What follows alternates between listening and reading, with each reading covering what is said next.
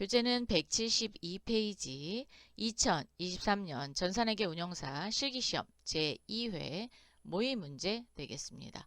모의 문제를 풀기 위해서는 데이터가 필요합니다. 데이터 다운로드는 LG U+ 웹하드 사이트 www.webhard.co.kr로 접속하신 후 클래스 1234 그리고 패스워드 1234를 입력한 후 로그인, 게스트 폴더 안에 전산회계 운용사 상급 exe 파일 바탕화면에 다운로드 받으시고 더블 클릭하여 실행하시면 자동으로 S+ 실무교육 프로그램이 나옵니다. 자, 여기에서 제2회 주식회사 윤진의류로 선택하신 후 로그인 합니다. 검색 툴 누르셔서 제2회 주식회사 윤진의류 로그인, 상단에 제2회 주식회사 윤진의류 회사가 열렸으면 이제 준비가 되셨습니다. 문제 풀이하겠습니다. 지시사항 주식회사 윤진의류의 거래자료이며 회계연도는 2023년 1월 1일부터 12월 31일이다. 총 4문제가 출제되고 있는데 첫 번째 문제는 다음 제시되는 기준 정보를 입력하시오. 4개의 문항으로 이루어져 있습니다. 오타가 나지 않도록 정확하게만 입력하시면 여러분이 충분히 점수를 획득하실 수 있는 문제가 되겠습니다. 첫 번째 문항입니다. 다음 신규 거래처를 등록하시오. 자, 회계 모듈 또는 물류관리 모듈로 오셔서 거래처 등록입니다. 거래처 등록을 잘 모르겠다. 그럼 여기 검색해서 찾아서 보시면 되겠습니다. 자, 거래처 등록 클릭. 드림물산 주식회사와 행복상사 주식회사인데 일반 거래처가 되겠습니다. 여기 일반이라고 되어 있죠. 대부분의 거래처는 일반 거래처에서 일어나고요. 금융거래인 경우는 금융거래처, 카드는 카드에다 넣으시면 됩니다. 자, 그러면 오타 안 나도록 1000 드림물산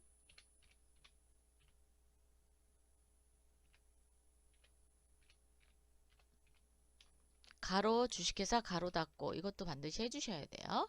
사업자 등록번호는 10581912237 오타 안 나도록 김만복 그리고 엔터. 거래처 구분이 매입처와 매출처가 이렇게 구분이 되어 있습니다. 구분이 되어 있으면 그렇죠. 우리도 똑같이 구분 지으시면 됩니다. 2번 선택할게요. 사용 여부는 동그라미 해주셔야 됩니다. 오른쪽에 오셔서 업태, 제조 그리고 엔터. 마우스로 움직이면 조자가 저 멀리 도망갈 수 있습니다. 그래서 엔터 하는 거 잊지 마시고요.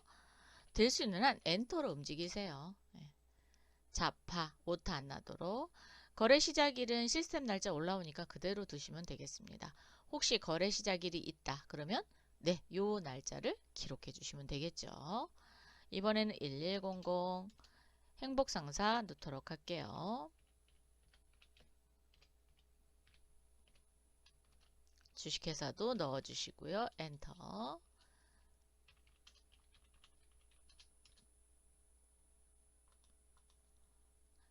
육행복 엔터. 이번에는 매출처죠. 1번 선택하겠습니다. 업태 쪽에 오셔서 유통 그리고 엔터. 자파. 이렇게 해서 드림물산 주식회사와 행복상사 주식회사를 입력했습니다. 두 번째, 다음 신규 상품 품목을 등록하시오. 품목 등록하는 문제네요. 병상품이고요. 기준 단위는 EA네요.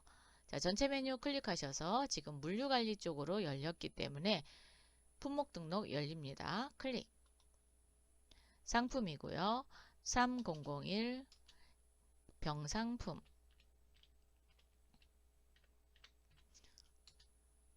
네, 규격 넣어주셔야죠. 이때 기준 단위 EA는 5번부터 8번까지 몽땅 다 넣어주셔야 됩니다. 그래서 대문자로 넣어주시고요. 저는 복사해서 컨트롤 C 해서 컨트롤 V로 움직이도록 하겠습니다. 네, 아니면 그냥 EA 다 치셔도 됩니다. 재고 단위를 기준으로 입고 단위가 2A죠. 그래서 1대 1입니다. 그래서 환산 단위는 1이 되는 거예요. 그래서 이 부분 수정하지 않도록 조심하시기 바랍니다. 이 부분을 수정하시게 되면 재고자산 수불부 마감하거나 오류 생기거나 또는 재고 금액이 달라질 수 있습니다. 그래서 그 점 유념하시고 수정하지 않도록 조심하시기 바랍니다. 자, 이렇게 해서 품목 등록 마쳤습니다. 세 번째, 다음에 정기예금을 등록하시오. 정기예금은 금융 탭에다가 입력하는 거죠. 그래서 거래처 등록 상단에 열렸으니까 클릭. 금융 탭으로 오셔서 99003 우리 가로 열고 정기예금이네요. 가로 닫고 똑같이 넣어주시면 돼요. 계좌번호 네. 하이픈까지 넣으세요. 엔터. 여기서 이제 주의할 점은 정기 예금을 선택해야죠. 그래서 2번 선택합니다. 사용 여부는 동그라미 해주시고요. 오른쪽으로 오셔서 계좌 개설점이 우리은행입니다. 그래서 도움표 또는 F2 누르시면 되겠죠. 자, 우리은행 선택해 주시고 혹시 은행 코드가 없다. 그러면 여기다가 입력하셔서 다음 번호로 입력하신 후 불러내셔도 됩니다. 자, 우리은행 예금 종류는 정기예금입니다. 그래서 정기예금.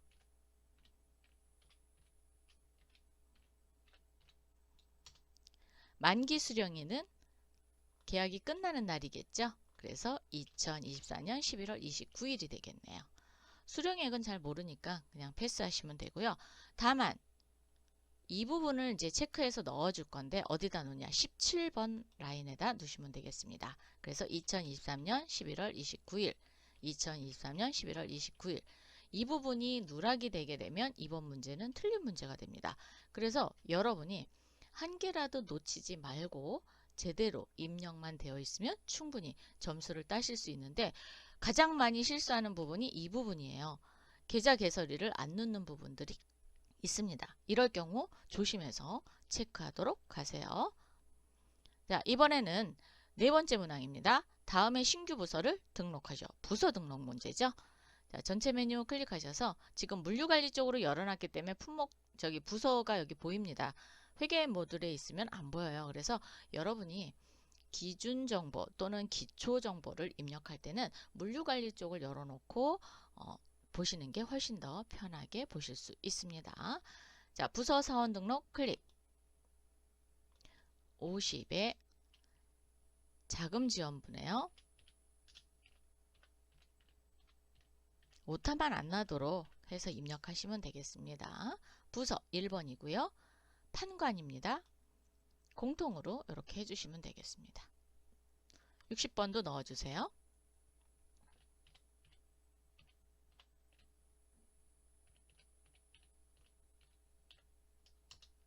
부서 판관. 이 공통이요? 선택 안 하셔도 돼요. 왜? 문제에서 없으면 그냥 패스하셔도 됩니다. 근데 대부분 공통이니까 공통으로 넣어주세요. 자, 이렇게 해서 넣어줬습니다. 이렇게 해서 1번 문제 4문항을 모두 풀어봤습니다.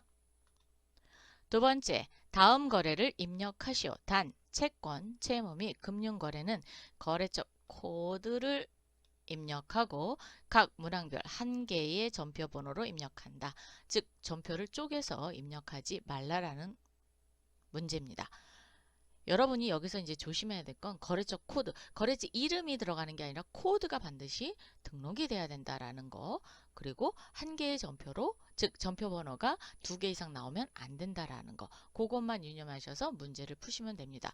총 9문항이 출제되고 있습니다. 첫 번째 문항 보겠습니다.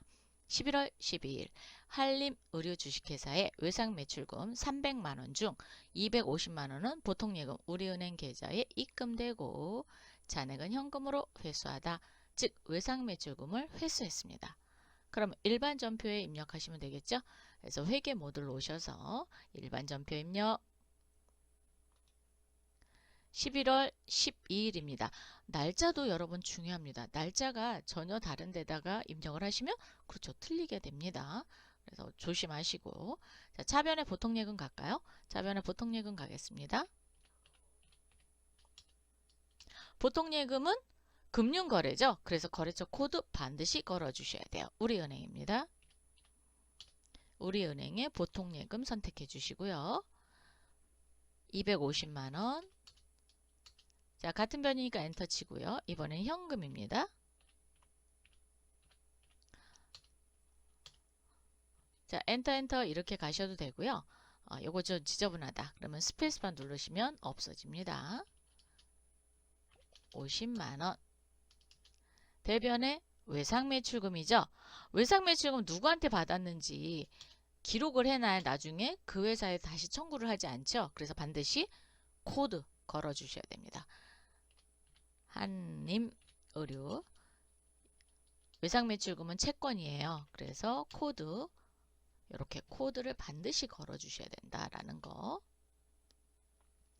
차변의 보통예금 250, 차변의 현금 50, 대변의 외상매출금, 한림의류 코드 걸어주시고 300만원 이렇게 정리해 주시면 되겠습니다. 이번 문제의 포인트는 그렇죠. 금융거래와 채권에 대한 거래처 코드를 걸어준다. 두 번째, 11월 17일 사원 김미연에게 지방 출장을 명하고 여비 계산액 20만원을 현금으로 지급하면서 출장을 마치고 정산하기로 하다. 출장을 가서 얼마를 쓸지 모르기 때문에 출장비를 지급을 했습니다. 그러면 이 출장비는 뭘로 정리해 놓죠? 가지급금 맞습니다. 자, 그러면 11월 17일 현금으로 지급했으니까 출금.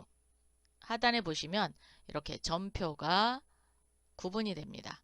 그래서 출금 전표로 할 거냐 아니면 차변 대변으로 할 거냐 그거는 이제 편하실 대로 하시면 됩니다. 이럴 경우 저는 출금을 할게요. 자, 1번 눌러서 출금. 가지급금 두 글자만 치셔서 가지급금 하시고요. 김미연을 한번 입력해 보도록 하겠습니다.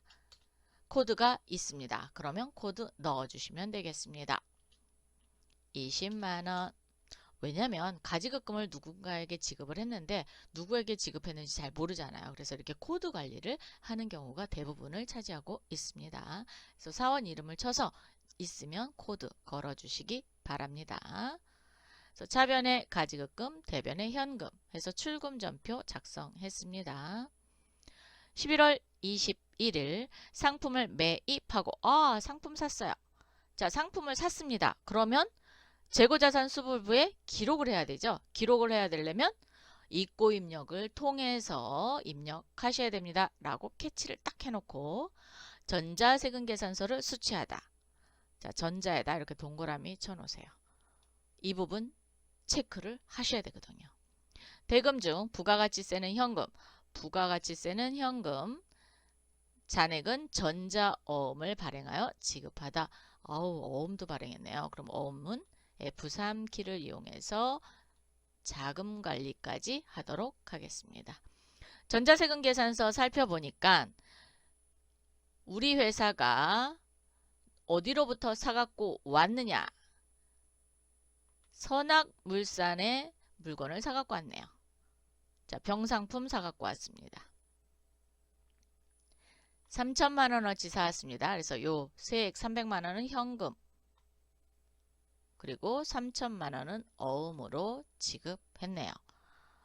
여러분, 물류관리 탭으로 오셔서 입고 입력입니다. 11월 21일. 자, 건별 세금계산서 발급 받아왔죠? 과세입니다. 선악.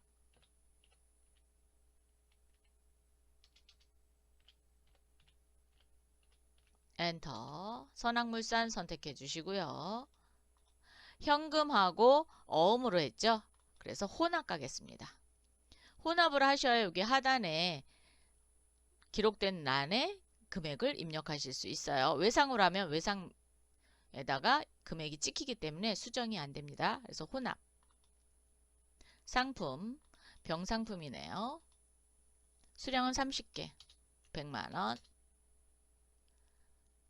부가가치세 현금으로 지급하고 그랬으니까 300만원. 여기 현금란에 300만원. 어음란에 3천만원. 이렇게 입력해 주셔야 외상란에 금액이 없어집니다. 이렇게 입력하시고 반드시 체크. 전표 추가, 전송까지 완료하셔야 됩니다. 상단에 전송되었다라는 메시지를 보신 후 회계 모듈에 부가가치세와 관련된 전표죠. 그래서 메인 매출 전표 입력입니다. 클릭. 11월 21일이고요. 상단에 전자세금란에 체크를 해주셔야 돼요. 왜? 전자세금 계산서를 발급 받아왔거든요. 그래서 전자와 종이세금 계산서를 구분해 주는 것은 하단에 보시면 전자 입력입니다. 그래서 1번 전자 입력을 입력함으로 인해서 전자세금 계산서를 받아왔구나 라는 거를 표시해 줍니다. 자, 여기까지 되셨나요? 하단으로 오셔서 이제 어음 관리할 겁니다. 지급어음에 적요 코드란에서 F3키를 눌러주십시오. 그런데 나는 F3키가 기억이 안 난다. 그러면 여기서 기능 모음을 누르십시오. 그리고 자금 관리를 클릭하시면 되겠습니다. 반드시 어음, 자금 관리 해주셔야 됩니다. 근데 F3키 같은 경우는 여러분이 잘 기억해 두세요. 어음 번호란에서 F2 또는 더블 클릭을 하시면 발행할 어음이 등록되어 있습니다. 혹시 어음이 없다 그러면 그 날짜에 등록을 해서 발행을 하셔도 됩니다. 012, 2023, 112, 2024, 02, 218. 자, 얘네요. 그러면 얘를 이렇게 커져 갖다 놓으세요. 갖다 놓으셨어요? 그리고 확인. 그러면 전자어음의 발행일은 11월 21일이고요. 만기일 수정해 주셔야 됩니다. 이 부분 놓쳐서 틀리시는 분들이 간혹 많으세요. 여러분 이거 안 틀리실 것 같죠? 근데 입력 빠르게 하다 보면 놓치시는 분들이 상당히 많습니다. 이분 수정해 주세요. 2024년 02월 21일. 지급어음에서 이제 주의하실 점은 요 만기일을 입력한다라는 거. 이 부분을 놓쳐서 상당히 많이 틀리시고 있습니다. 자, 닫기. 그러면 이렇게 지급어음 관리가 되어 있다라고 표시가 되어 있고요. 어음의 번호와 만기일자가 돌출이 됩니다. 여러분 채점은 어디서 하느냐? F3키 눌러서 이 부분이 등록이 되어 있는지 이 부분을 보고 채점합니다. 이렇게 해서 세 번째 문항은 입고입력을 통해서 전표를 추가받았다라는 거죠. 그래서 입고입력에서 넘어왔다라는 거고요. 전자입력 해주시고 자금 관리해준다라는 거 잊지 마세요. 네 번째, 11월 29일 보통예금 우리은행 계좌에서 자기압수표로 인출하여 우리은행 1년 만기 정기예금 500만원에 예입하다 그랬습니다. 자, 1년 만기 정기예금인 경우에는 정기예금이라는 계정 과목을 사용하실 수 있습니다. 근데 1년 이상이다. 그러면 장기성 예금으로 바꾸셔야 돼요. 문제는 보통예금 계좌에서 수표를 인출하여 정기예금에 예입했거든요. 그럼 여러분 수표 지급했으니까 현금으로 나가야 되나요? 아니요. 절대 그렇게 하시면 안 됩니다. 왜? 우리 보통예금 통장에서 인출해갖고 나간 거기 때문에 우리 회사 입장에서는 통장에 잔액이 줄어드는 겁니다. 그래서 일반 전표 입력 오셔서 11월 29일 차변에 정기예금 가겠습니다. 금융거래처죠? 코드 우리은행. 이번에는 정기예금이죠. 자, 정기예금 500만원. 대변에 보통예금입니다. 보통예금도 금융거래죠. 그래서 우리은행 보통예금 계좌 걸어주십시오.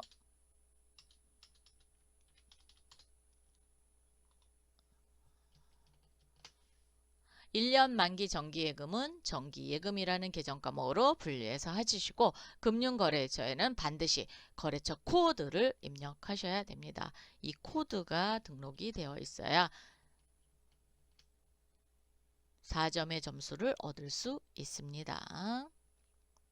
5번 11월 30 튼튼 가구점 주식회사로부터 고객 쉼터에 놓을 소파 한 세트 한 세트에다가 밑줄 그어 놓으시고요. 200만원에 구입하고 대금은 법인카드, 우리카드로 결제하다. 단, 비유동자산은 다음과 같이 등록한다. 즉, 전표도 입력하시고요. 고정자산 등록도 하라는 문제가 되겠습니다. 그럼 11월 30 차변에 고객 쉼터에 놓을 소파는 비품이죠. 비품 갑니다. 금액은 200만원. 대변에 법인카드로 결제했어요. 그러면 지금 당장 현금이 나간 거 아니죠? 그렇죠. 미지급금. 나중에 카드 결제하시면 되겠죠? 카드 대금이 청구되면 그때 입금하시는 거죠. 그래서 미지급금으로 모아놓습니다. 갑자기 생각이 안 나서. 네. 자, 우리카드 법인이네요. 200만원. 카드로 물건을 샀을 때에는 미지급금, 상품을 샀다 그러면 외상 매입금, 즉 재고자산이냐 아니냐에 따라서 이제 카드로 결제를 한 경우 미지급금이냐 외상 매입금. 그래서 비품은 일반적인 상거래, 즉 재고자산을 사고 파는 물건이 아니죠. 그렇기 때문에 미지급금으로 합니다. 상거래 외의 거래에 해당이 됩니다. 미지급금에 우리 카드 코드 걸어주시고요. 이번에는 전체 메뉴 클릭하신 후 자, 회계 모듈에 있습니다. 고정자산 등록에 고정자산 등록입니다. 마구 엔터해 주셔도 되고요. 아니면 나는 이거 비품으로 할래? 네, 하셔도 됩니다. 비품 이렇게 선택하셔도 됩니다. 앞에 0은 그냥 따라오거든요. 그래서 4 이렇게 입력하시면 0004 총 4자리로 구성이 되어 있습니다. 쇼파입니다. 비품 이렇게 하시면 안 돼요. 쇼파 엔터. 언제 샀냐? 올해 샀습니다. 그래서 2023년 11월 30날 여기 11월 30날 샀어요. 즉 전표 발행한 날. 4번 난에 즉 올해 산 경우에는 4번 그 전부터 계속 이어져 온다. 그러면 기초가액과 정기말 상각누계액이 있겠죠. 자, 4번 난에 200만원 입력해 주시고요. 상각 방법은 정률법, 내용 연수는 5년입니다. 5년. 그래서 5년. 여기서 이제 조심해야 될 거는 한 세트를 샀다라고 얘기했거든요. 그렇기 때문에 여기 취득세량 1번 그리고 800번대에서 사용하고 있습니다. 취득세량 1번. 고객센터는 공장이 있지 않죠. 그렇죠. 본사나 아니면 뭐 지점의 영업부 이런 데 있잖아요. 그래서 800번대 경비 사용합니다. 이 부분 놓치지 않도록 조심하시기 바랍니다. 이렇게 전표도 맞고 고정자산 등록도 다 맞아야 점수를 획득하실 수 있습니다. 주의하실 점은 대한상공회에서 즉 전산회계 운용사 시험에서는 부분 점수가 없다라는 거예요. 즉 하나라도 틀리게 되면 그렇죠. 틀린 문제가 됩니다. 그래서 이 점을 좀 유념하셔서 입력하실 때 주의를 좀 기울이셔야 되겠습니다. 자, 6번 문항 가겠습니다. 12월 7일 상품을 매출하고 팔았네요. 상품을 팔았으니까 출고 입력. 그렇죠. 이제 여러분이 상품을 사고 팔았을 때는 즉 물류관리의 출고 입력과 입고 입력을 통해서 전표를 전송해 되겠구나 라고 이제 기억을 해 두셔야 되겠죠. 그래서 상품을 매출했다 그러면 출고 입력 입력할 거야 이렇게 캐치해 놓으시고 전자세금 계산서를 발급하다 즉 전자세금 계산서 발급해 줬으니까 체크 또 해 주셔야 되겠죠. 대금 중 3천만원은 보통예금 계좌로 입금되다. 자, 3천만원은 보통예금으로 입금이 됐어요. 뭘 팔았냐? 갑상품과 을상품을 팔았는데 누구에게 팔았느냐가 중요하겠죠? 9일 상사에 팔았습니다. 요 3천만원은 보통예금 이렇게 정리될 거고요. 나머지는 외상 매출금이 되겠죠. 자, 물류관리 쪽으로 오셔서 출고 입력입니다.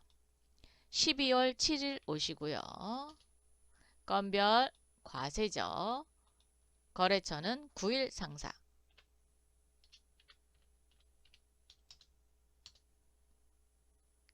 보통 예금과 외상이 있습니다. 혼합가입니다. 상품, 갑상품 100개 20만원 상품이고요. 을상품 50개 30만원입니다. 현금란에다 입력하시면 안됩니다. 예금란에다 입력하셔야 돼요. 예금란에 3천만원 입력합니다. 850만원이 외상 매출금이 되겠죠. 입력하시고 체크하신 후 그렇죠. 전표 추가 전송 갑니다. 상단에 전송 확인하고 메인 매출 전표 오셔도 되고요. 회계 모듈에 메인 매출 오셔도 됩니다. 자, 메인 매출 전표 12월 7일입니다. 간혹 가다가 여러분이 메인 매출 전표를 열었는데 오류가 생길 수 있습니다. 그럴 때는 그냥 닫았다가 다시 여시기 바랍니다. 교육용이기 때문에 메뉴가 많이 열렸다든가 아니면 간혹 가다가 버그가 생길 수 있어요. 당황하지 마시고요. 그냥 닫았다가 다시 여시기 바랍니다. 입력된 거 없어지지 않아요. 왜?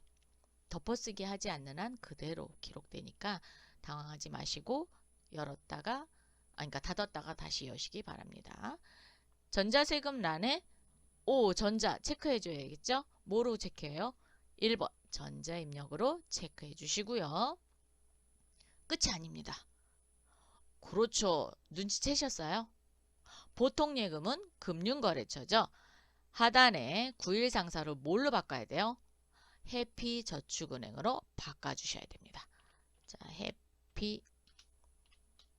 해피저축은행 보통예금 통장으로 바꿔주셔야 됩니다. 이 부분을 놓치게 되면 다 풀어놓고 점수를 획득하시지 못해요. 그래서 이 부분 놓치지 않도록 조심하십시오. 근데 왜 색깔이 달라요?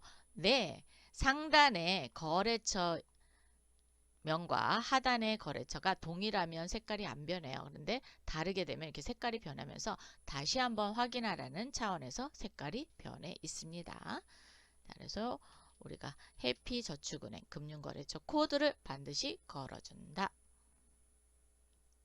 7번 12월 9일 지난달 급여 지급 시 공제한 건강보험료 50만원을 현금으로 납부하다. 50만원을 납부했는데 본인 부담금과 회사 부담액이 있네요. 자, 본인 부담액이라는 것은 종업원이 납부한 거예요. 여러분, 종업원이 납부한 거 우리 회사 돈이에요? 아니죠. 그래서 어디에 모아놔요? 예수금이라는 계정에 모아놨다가 나중에 납부하는 거죠. 그래서 종업원이 부담한 금액은 예수금, 회사가 부담한 것은 종업원을 위해서 돈을 썼죠. 복리후생비가 되겠습니다. 그럼 한번 입력해 보도록 할게요. 상단에 일반 전표 입력 12월 9일로 오시고요. 차변에 예수금 먼저 가겠습니다. 금액은 25만원. 왜냐하면 50대 50으로 내는 거니까. 차변에 복리후생비 되겠습니다. 800번대 복리후생비 넣어주시고요. 운용사 상급에서는 경비가 800번대입니다. 유념하시기 바랍니다. 대변에 현금. 그런데 왜 차변 대변으로 했어요? 출금 이렇게 하시면 안 되나요? 안 됩니다. 왜? 우리가 상단에서 뭐라 그랬어요? 한 개의 전표번호로 입력한다. 즉 하나의 전표로 본다 그랬어요. 그래서 이 전표번호가 1이 동일하게 1번이 나와야 되는데 출금 이렇게 하면 1번, 2번 이렇게 나옵니다. 한번 해볼까요? 제가. 자, 출금.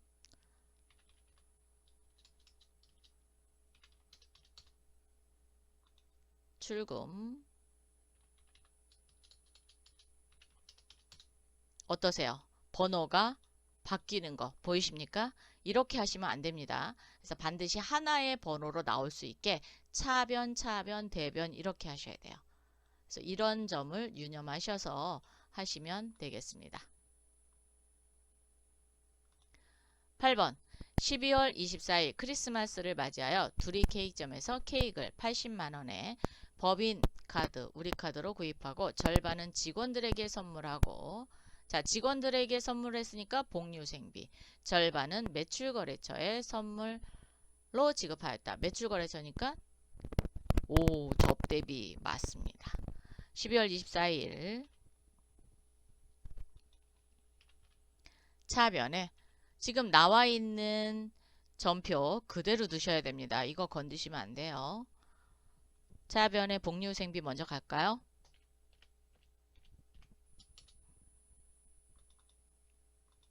이럴 경우에는 엔터 하면은 위에 있는 거 기억해서 계속 내리거든요. 그렇기 때문에 그냥 마우스로 움직이세요. 이럴 경우에 마우스로 움직이셔도 돼요.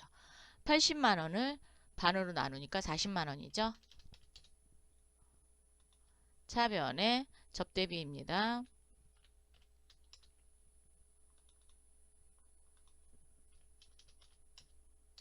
대변에 4번이고요. 미지급금이죠. 카드로 구입했으니까 미지급금 우리카드입니다. 우리카드 법인 80만원. 여러분 조금 전에 자 이렇게 하시면 여기 금액이 이렇게 뜨죠.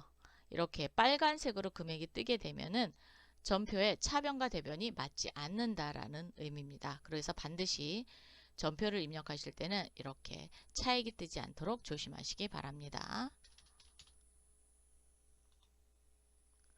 종업원을 위해서 40만원, 거래처를 위해서 썼으니까 접대비 40만원, 그리고 카드로 구입을 했으니까 미지급금이죠. 그래서 우리카드 법인 선택해 주시면 되겠습니다.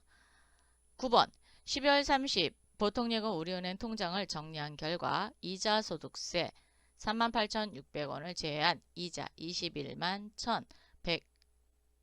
500원이 입금되었음을 확인하다. 보통예금 입금 이자 입금일은 12월 30일이다. 통장에 돈 들어왔네요. 네, 12월 30. 차변에 보통예금 늘려주십시오. 우리은행 보통예금 코드, 왜? 금융거래니까요. 얼마가 들어왔죠? 21만 1,500원입니다. 그런데 이자를 냈대요. 자, 이자는 세금이죠. 세금을 미리 냈습니다. 그러니까 뭐라고 해요? 선납세금. 그렇죠. 선납세금. 우리 회사가 주식회사죠. 그래서 세금을 내면 법인세 등이라고 비용으로 정리하거든요. 그런데 미리 낸 세금이 있기 때문에 선납세금이라는 계정과목을 쓰는 겁니다. 38,500원. 대변에 이자 받은 거죠. 그래서 이자 수익이 되겠습니다.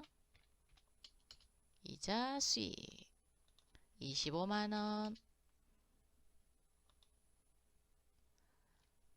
자, 금융거래인 경우에는 거래처 코드를 입력하시고 미리 낸 세금에 대해서는 선납세금이라는 계정을 사용하시면 되겠습니다. 이번 문제 포인트는 그렇죠. 금융거래와 선납세금 그리고 이자에 대해서 받은 거니까 이자 수익이 되겠습니다. 이렇게 정리하시면 되겠습니다. 그래서 이번 문제 9문항을 모두 풀어봤습니다.